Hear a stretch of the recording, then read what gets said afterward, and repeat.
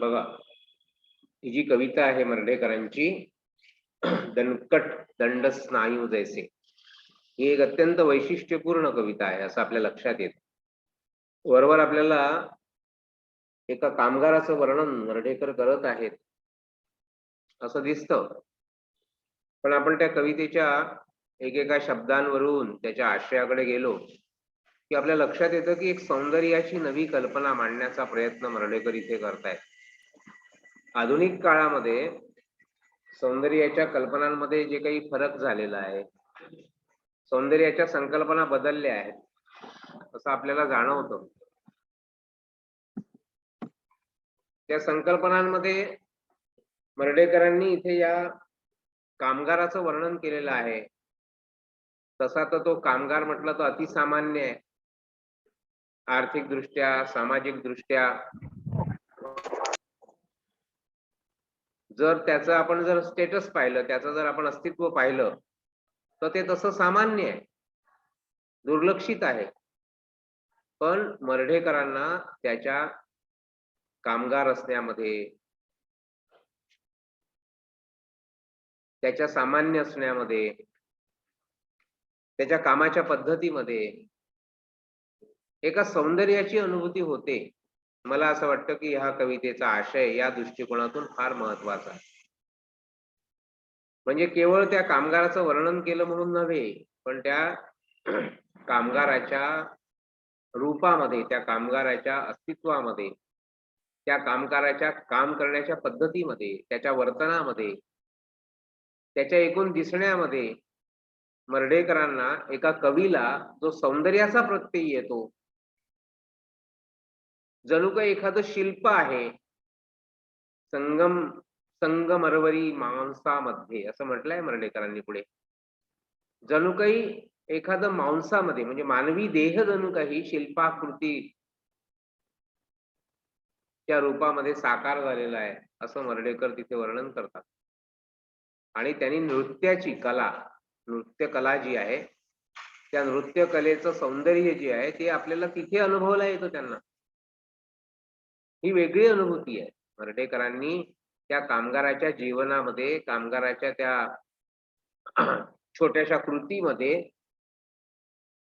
आणि त्याच्या त्या घाम गाळण्याच्या कृतीमध्ये, सामान्य कृतीमध्ये असामान्यत्वाचा शोध घेण्याचा प्रयत्न मर्ढेकर करतात असं आपल्याला जाणवतं. म्हणून आपल्या पुस्तकामध्ये, आपल्या पाठ्यपुस्तकामध्ये वर्णन केलं आहे की कामगाराच्या निष्ठापूर्ण कार्याचे अत्यंत प्रभावी वर्णन मर्ढेकर करतात. एवढंच नाहीये त्या कवितेमध्ये, लक्षात घ्या. निष्ठापूर्ण कार्याचं वर्णन करणं हा मर्ढेकरांचा उद्देश नाहीये याच्यामध्ये. पण त्याच्या निष्ठापूर्ण कार्याचं वर्णन करता करता त्याच्या कार्यामध्ये मर्ढेकरांना जी महानता दिसते, आणि म्हणून ते शेवटी काय करतात, आहा कोळसे वाला काळा, नव्या मनूतील गिरिधर पुतळा असं म्हणतात. त्याची तुलना थेट कोणाशी केली आहे, भगवान श्रीकृष्णाशी केलेली आहे, जो पूर्णावतार पुरुषोत्तम आहे, जो पूर्णावतार पुरुषोत्तम आहे. आणि त्यांनी असं म्हटलं होतं भगवद्गीतेमध्ये, यदा यदा हि धर्मस्य, त्यांनी म्हणजे श्रीकृष्णाने म्हटलं होतं भगवद्गीतेमध्ये, म्हटलंय, त्याचे उद्गार आहेत, अर्जुनाला उद्देशून सांगतो तो, यदा यदा हि धर्मस्य ग्लानिर्भवति भारत अभ्युत्थानम अधर्मस्य तदात्मानं सृजाम्यहम् परित्राणाय साधूनां विनाशाय च दुष्कृतां धर्म संस्थापनार्थाय संभवामी युगे युगे. जेव्हा जेव्हा असं काही होईल, संकट येतील जगावर, तेव्हा मी अवतार घेईल. आणि इथे मर्ढेकर काय म्हणतात आहे, नव्या मनूतील गिरिधर पुतळा. नव्या मनूतील म्हणजे नव्या युगातील, संभवामी युगे युगे, आणि नव्या युगातील गिरिधर पुतळा. बघा याचा संबंध बघा. मर्ढेकर त्या कवितेमध्ये कामगाराचं केवळ वर्णन करत नाही, तर यंत्रयुगामध्ये कामगाराच्या जीवनाचं महत्व किती आहे, किती मध्यवर्ती आहे, किती निर्विवाद आहे, याचं पण सूचन मर्ढेकरांनी या कवितेमध्ये केलं आहे आणि ते महत्वाचं आहे. आणि मर्ढेकर म्हणून ही कविता केवळ त्या कामगाराचं वर्णन करण्यापुरती सीमित राहत नाही. त्या कवितेला अर्थाची नवी नवी वलय उगवताना किंवा अर्थाची नवी नवी वलय प्रस्फुरित होताना त्या कवितेतून आपल्याला जाणवतात.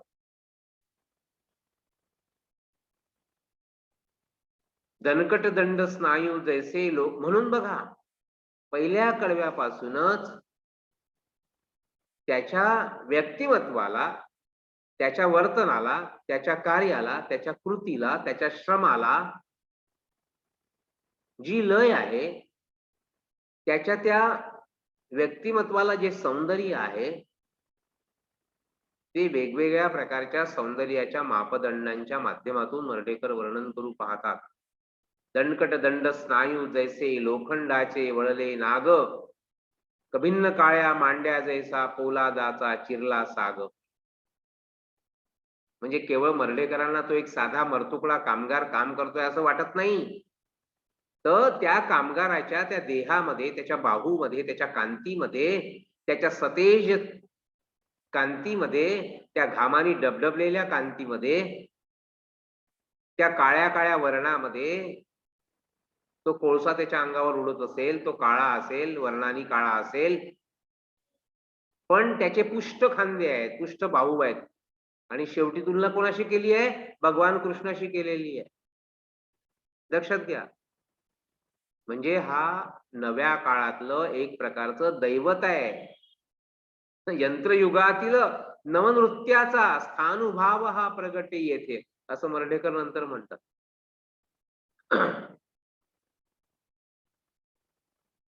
म्हणजे इथे मर्ढेकरांना केवळ त्या कामगाराचं वर्णन करायचं नसून त्या कामगाराचं नव्या युगातलं महत्व, कारण की त्याच्यावरच तर सगळं उभारलेलं आहे. तो कामगार काम करतो आहे अष्टप्रहर, आणि म्हणून हे सगळं जे चाललेलं आहे, नव्या युगातलं कामगाराचं स्थान किती मध्यवर्ती आहे. त्याच्या पूर्वीच्या कालखंडामध्ये मार्क्सवादाच्या चळवळी झाल्या, आणि या कामगारांचं महत्व जगामध्ये अधोरेखित झालं. कामगारांच्या हक्कासाठी लोक लढायला लागले, सर्वसामान्य माणसांच्या हक्कासाठी. आणि सर्वत्र आपल्याला एक जनजागृती झालेली दिसते, एक जाणीव विकसित झालेली दिसते. सर्वसामान्य माणसांच्याकडे जे काही आपण दुर्लक्ष केलेलं आहे, इथे उलट मर्ढेकर सर्वसामान्य माणसाकडे आपलं लक्ष वेधतात आणि लक्ष वेधता वेधताच त्याच्या जीवनाचं महत्व अधोरेखित करतात. सर्वसामान्य वाटणाऱ्या गोष्टींमध्ये सुद्धा कसं सौंदर्य आहे, सर्वसामान्य वाटणाऱ्या गोष्टींमध्ये सुद्धा सौंदर्याचे कोणते आयाम आहेत, सौंदर्याचे कोणते पैलू आहेत,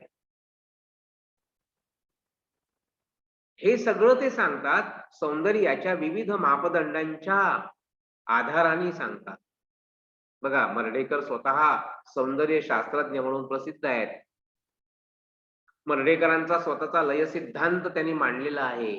लय हे तत्व जीवनामध्ये आणि कलेमध्ये सौंदर्य निर्मितीसाठी एक आवश्यक तत्व आहे. त्या लय नावाच्या तत्वाचे जे विविध प्रकारचे विभ्रम असतात साहित्यामध्ये, काव्यामध्ये आणि कलेमध्ये, त्यातून सौंदर्याची निर्मिती होते. हे मर्ढेकरांनी आपल्या लय सिद्धांतामध्ये मांडलेलं आहे. लय हा मानवी जीवनाच्या आणि सौंदर्याच्या किंवा कलांच्या केंद्रस्थानी आहे. कलांमधून जी सौंदर्याची अनुभूती होते किंवा सौंदर्य निर्माण होतं, ते निर्माण कशाच्या माध्यमातून होतं, कशामुळे होतं, तर त्या लयीमुळे होतं, त्या लयामुळे होतं. लयाच्या विविध प्रकारचे जे परम्युटेशन्स, कॉम्बिनेशन्स होतात, संवाद लय, विरोध लय, समतोल लय, दोन तत्वांमध्ये जे लयसंबंध असतात, त्या लयसंबंधातून सौंदर्याची निर्मिती होते, असं सांगणारे मर्ढेकर या कवितेमध्ये त्या कामगाराच्या जीवनामध्ये किंवा त्या कामगाराच्या काम करण्याच्या पद्धतीमध्ये लय कशी आहे त्याचं वर्णन करतात. त्याच्या जीवनामध्ये लयबद्धता कशी आहे, समरूपता कशी आहे, सिमेट्री कशी आहे, सौंदर्य कसं आहे, कांती कशी आहे, तजेला कसा आहे, आकार कसा आहे. बघा, हे सगळे घटक सौंदर्याचे घटक आहेत किंवा एखाद्या साहित्य कृतीच्या सौंदर्याचे मापदंड आहेत. विशिष्ट आकार, कांती, तजेला, ताजेपणा, चैतन्य, समरूपता, लयबद्धता, तालबद्धता, हे सगळं आपल्याला काव्यातून जेव्हा जाणवतं, इथे मर्ढेकरांनी या कामगाराचं वर्णन करताना त्या कामगाराच्या वर्तनाची तुलना नृत्यकलेशी केलेली आहे. नृत्यकलेशी नृत्यकलेमध्ये पदन्यासातून आणि स्त्रीच्या पुरुषाच्या विविध हावभावातून आणि विभ्रमातून एक लय निर्माण केली जाते, एक लयबद्धता, एक तालबद्धता. आणि ती जी ताल असते बघा, सिमेट्री असते ना कोणत्याही नृत्यामध्ये. बघा, समूह नृत्यामध्ये जेव्हा तीन नर्तिका आणि नृत्य करतात तेव्हा त्यांच्यामध्ये समानता असली पाहिजे, तेव्हा आपल्याला ते सुंदर वाटतं, सौंदर्य निर्मिती होते. सिमेट्रीमध्ये, समरूपतेमध्ये, लयबद्धतेमध्ये, सारखेपणामध्ये सौंदर्य निर्माण होतो.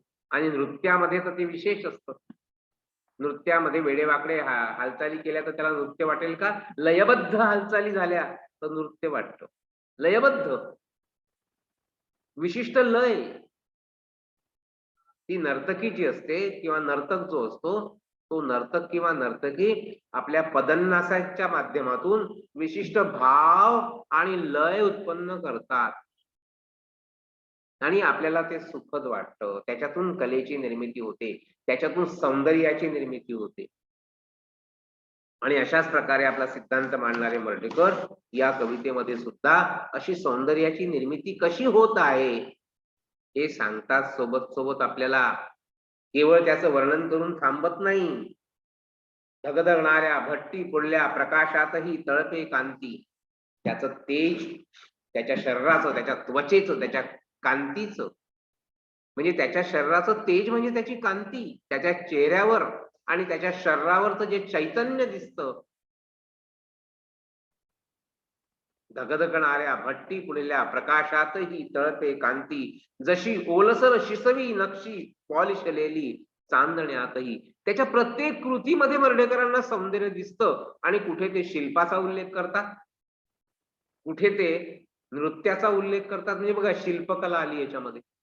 शिल्पकला कशी आली? जशी ओलसर शिसवी नक्षी पॉलिशलेली चांदण्यातही. शिसवाची नक्षी जी आहे, नक्षीकाम जे आहे, लाकडाचं नक्षीकाम, त्या लाकडाच्या नक्षीकामामध्ये जसं त्याच्यावर पॉलिश केलं असतं आणि ते चमकत असतं आणि ते सौंदर्य डोळ्यात भरत असतं, तसं या कामगाराचं जे काही वर्तन आहे, त्याचं शरीर आहे, त्या शरीरातून आपल्याला सौंदर्याचा साक्षात्कार होतोय. मर्ढेकर वर्णन करत आहेत. जशी ओलसर शिसवी, ओलसर ताजी आहे, त्याचं सौंदर्य अम्लान आहे, सहज आहे, ताजं आहे, टवटवीत आहे.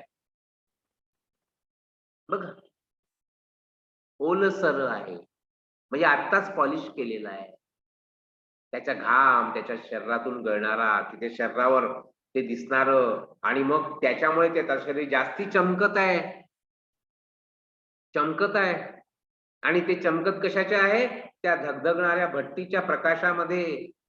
लाईट नाही लावले आहेत प्रकाशाचे, आणि म्हणजे कसं आहे, मुद्दाम निर्माण केलेलं सौंदर्य नाहीये. नाही तर फोकस लावले आहे, खूप मेकअप केलाय एखाद्या बाईनी, खूप तोंडावर वेगवेगळे हे लावले, चोपडले आहेत, अमकं केलाय, तमकं केलाय, दागिने घातले आहेत. तसं नाहीये. हे सौंदर्य कसं आहे? हे सौंदर्य अम्लान, सहज आहे. हे एक प्रकारचं उबडधोबड आहे, नॅचरल आहे, निरागस आहे, निरामय आहे, निखळ आहे. हे निखळ सौंदर्य आहे. जे आहे त्याच्यात सौंदर्य प्रत्ययाला येतं. तो काही सुंदर दिसावं म्हणून काम करतोय का? नाही, पण दिसतोय. कारण की त्याच्या कामातली निष्ठा, त्याची लय, पूर्ण एकाग्र चित्ताने तो जे पावड्यामध्ये कोळसा उचलतो आणि टाकतो. बघा, मर्ढेकरांनी एका सामान्य कामगाराच्या वर्तनाला किती उंचीवर नेऊन ठेवलेलं आहे. जीवनाच्या उंचीवर नेऊन ठेवलाय जीवनाच्या. आणि हे आपल्याला लक्षात आलं पाहिजे.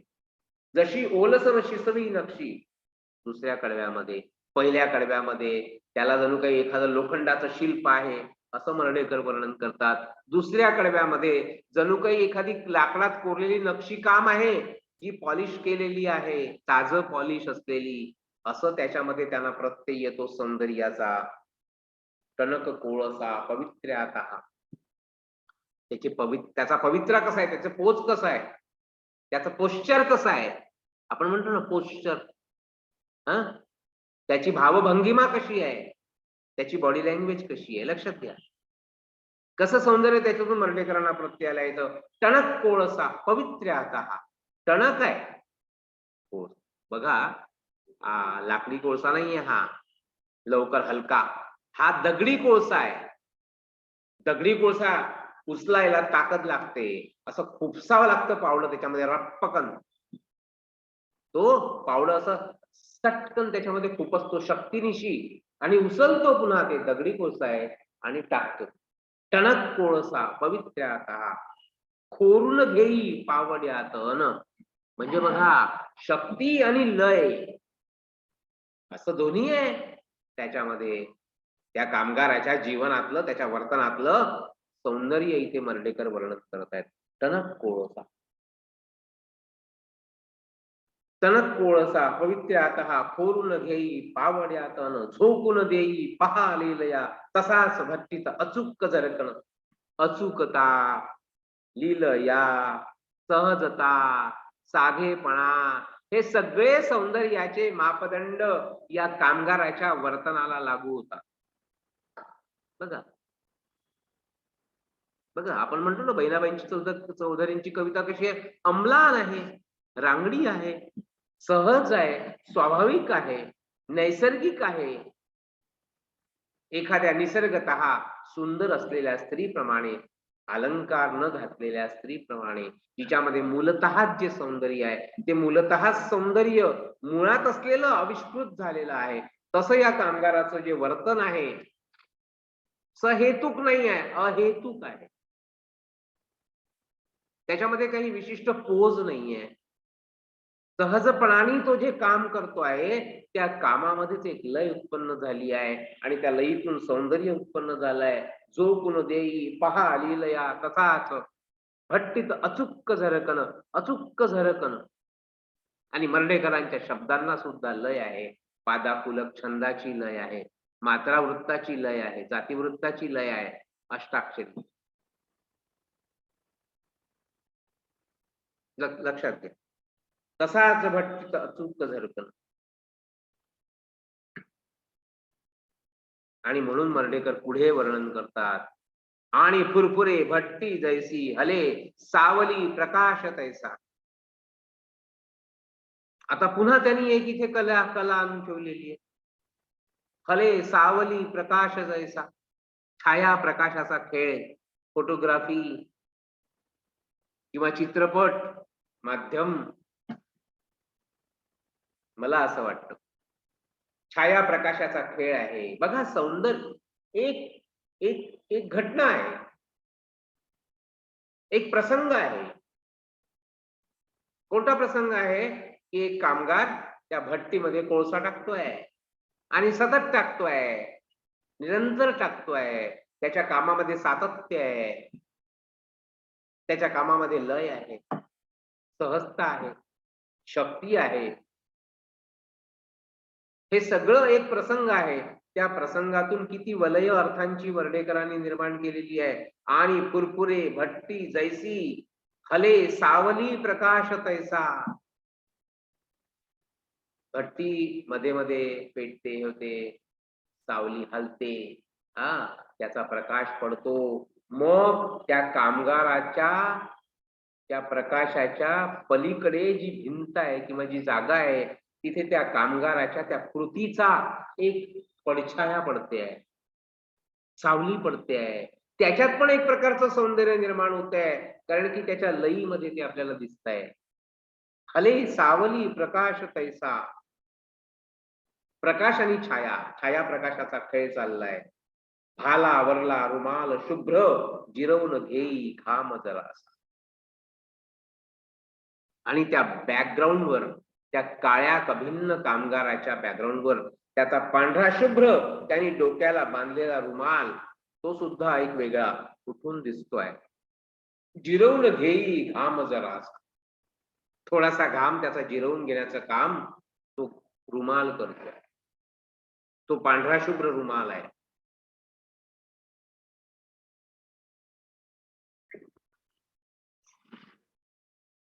आवाज येतोय माझा? हो सर. मध्ये थोडं कनेक्शन लूज झालं होतं. आणि मग शेवटच्या कडव्यामध्ये कवीनी पूर्ण त्या कामगाराच्या कृतीतलं सौंदर्य वर्णन केलेलं आहे.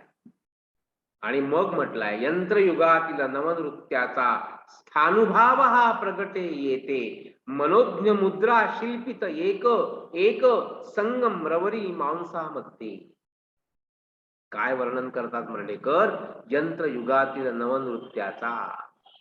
नवनृत्य आहे हे, यंत्रयुगातलं आहे हे. प्राचीन जशी नृत्य कला आहे तशी आधुनिक काळातली एक नृत्य कला म्हणजे एक कलेचं सौंदर्य मर्ढेकरांना कामगाराच्या त्या लयबद्ध जगण्यामध्ये, लयबद्ध वागण्यामध्ये, त्या काम करण्याच्या कृतीमध्ये प्रत्ययाला येत आहे. आणि ते मर्ढेकर इथे पकडतायत आपल्या शब्दांमधून आणि आपल्या समोर मांडतात आहे.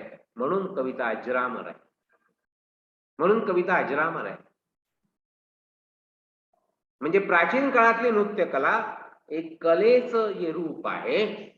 कलेमध्ये, नृत्य कलेमध्ये जे जे काही विविध आविष्कार असतात, जे जे काही विविध सौंदर्याची स्थानं असतात, सौंदर्य स्थळ असतात, तशी सौंदर्य स्थळ इथे कामगाराच्या त्या भट्टीत कोळसा टाकण्याच्या कृतीतून मर्ढेकर इथे वर्णन करतात. आणि म्हणून म्हणतात प्राचीन नृत्य कला आणि ही मर्ढेकरांच्या त्या कामगाराची नृत्य कला यंत्रयुगातील नवनृत्याचा. नवनृत्य आहे, नवी कला आहे, नवा आविष्कार आहे कलेचा, नवा सौंदर्याचा आविष्कार आहे. सर्वसामान्य वाटणाऱ्या गोष्टींमध्ये सौंदर्य कसं प्रतीत होतो त्याचं इथे मर्ढेकर प्रात्यक्षिक सादर करत आहे असं मला वाटतं. कारण की ते कुठेही असू शकतं. सौंदर्याची अशी एक चौकट नाहीये पुस्तकी. हे असं म्हणजे सौंदर्य. सौंदर्य हे अम्लान, सौंदर्य हे चैतन्य, सौंदर्य हे तेज, सौंदर्य ही कांती. जिथे जिथे जिवंतपणा आहे, जिथे जिथे चैतन्य आहे, जिथे जिथे सहजता आहे, जिथे जिथे समरूपता आहे, जिथे जिथे लय आहे, ताल आहे, तोल आहे, तिथे तिथे ही हे सौंदर्याचा आविष्कार होतोय.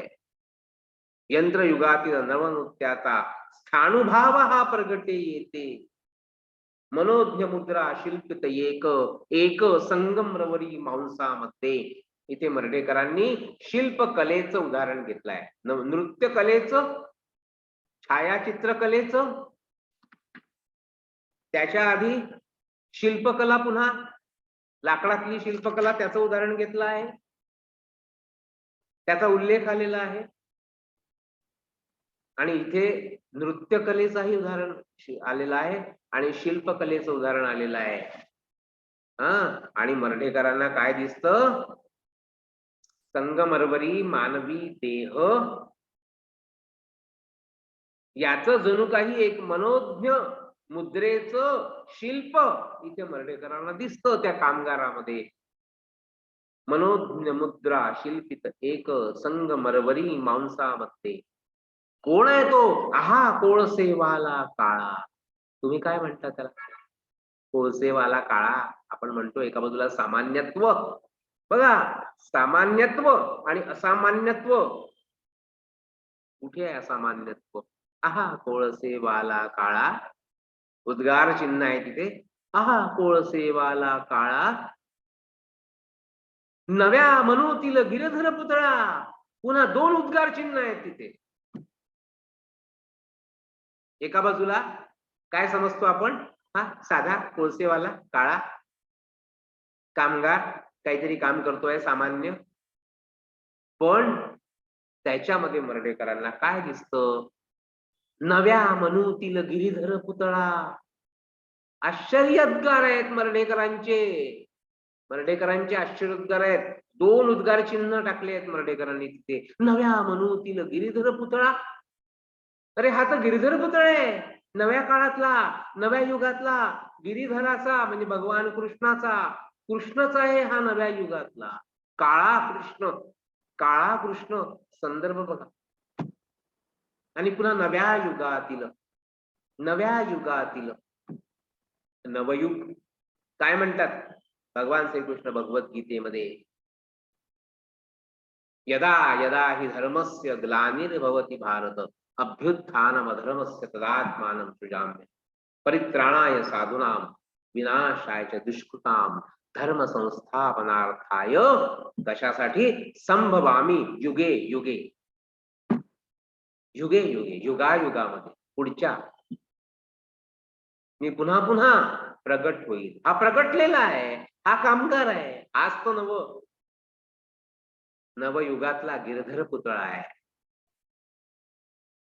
तो गिरीधारी, गिरीधर, सर्वसामान्य माणसांचे दुःख हरण करणारा तो आपल्या अंगुलीवर आणि तो पर्वत ज्यांनी पेललेला आहे सर्वसामान्य माणसांना निवारा देण्यासाठी, तो गिरीधर, गिरीधर पुतळा. त्याचं वर्णन मर्ढेकर इथे करतात. आणि त्याचा अनुबंध कशाशी आहे? यंत्रयुगातील नवनृत्याचा स्थाणुभाव. हा स्थाणु शब्दाचा अर्थ लक्षात घ्या. स्थाणु, स्थाणु म्हणजे काय? स्थाणु म्हणजे स्तंभ. स्थाणुभाव, इथे स्थाणुभाव प्रगटलेला आहे. याच्यातून, त्या कामगाराच्या वर्तनातून, त्याच्या कामातून. स्थाणु म्हणजे स्तंभ किंवा वृक्ष असतो, त्याला शाखा नसतात, तशा वृक्षाला स्थाणु असं म्हटलं जातं. स्थाणु म्हणजे शिवाचं एक रूप पण आहे. शिव, शंकर, 11 रुद्रांपैकी एक आहे स्थाणु. आणि स्थाणुचा अर्थ भगवद्गीतेच्या 2ऱ्या अध्यायामध्ये एका श्लोकामध्ये आपल्याला जाणवतो, दिसतो. त्याचा संबंध इथे आहे. मर्ढेकरांचं जे चिंतन आहे, भारतीय संस्कृती परंपरेचं चिंतन आहे मर्ढेकरांचं. मर्ढेकर जे म्हणतात, कुठे ज्ञानेश्वर श्रेष्ठ, कुठे तुकाराम पवित्र, कुठे समर्थ धीरोदात्त संत, सर्व संत अर्थांचे नायक, संत शब्दांचे नायक, संत अर्थांचे धुरंधर, एक शब्दांचा किंकर डप्पर. त्या मर्ढेकरांच्या मनामध्ये परंपरेतल्या गोष्टी कशा जागृत आहेत आणि त्याचा नवतेशी अनुबंध कसा मर्ढेकर जोडतात आहे, या अनुबंधामध्येच मर्ढेकरांच्या काव्याचं मोठेपण सामावलेलं आहे. म्हणून स्थानुभाव हा प्रगटे येते. अच्छेद्योय मदाह्योयम क्लेद्यो शोष्य एवच नित्य सर्वगतः स्थाणु रचलोयम सनातनः. वर्णन केलं, आत्म्याचं वर्णन करताना वर्णन केलं आहे की तो आत्मा कसा आहे, तो शोषला जात नाही, तो अग्नीनी दाहाला जात नाही. आपल्याला दुसरा एक श्लोक माहिती आहे, न शोष्यती न कांक्षती.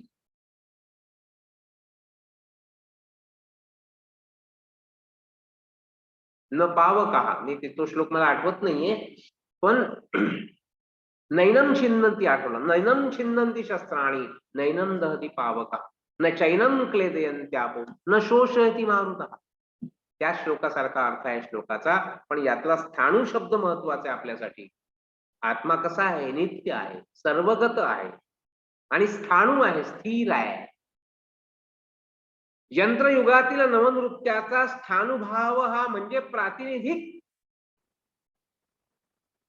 यंत्रयुगातल्या सौंदर्याचं, नवनृत्याचं, नवीन सौंदर्याचं, नव्या युगातल्या नवसौंदर्याचं प्रातिनिधिक रूप इथे स्थाणुरूपामध्ये, स्थिर रूपामध्ये, एखाद्या शिल्प रूपामध्ये जणू काही मूर्त झालेलं आहे, असं मर्ढेकरांना इथे म्हणायचं.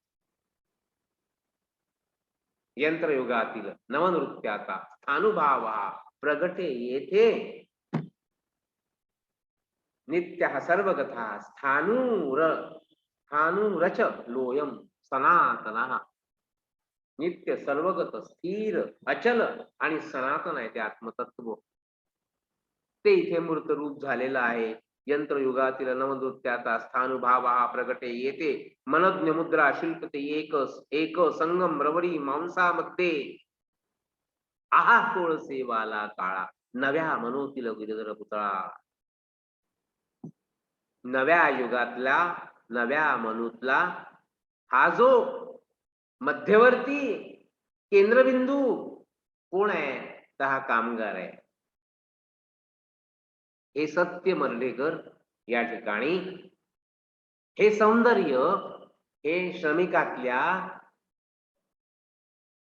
कामातलं घामातलं सौंदर्य, सर्वसामान्य माणसाच्या कृतीतलं सौंदर्य मर्ढेकर इथे रूपवान करत आहेत, मूर्तिमान करत आहेत.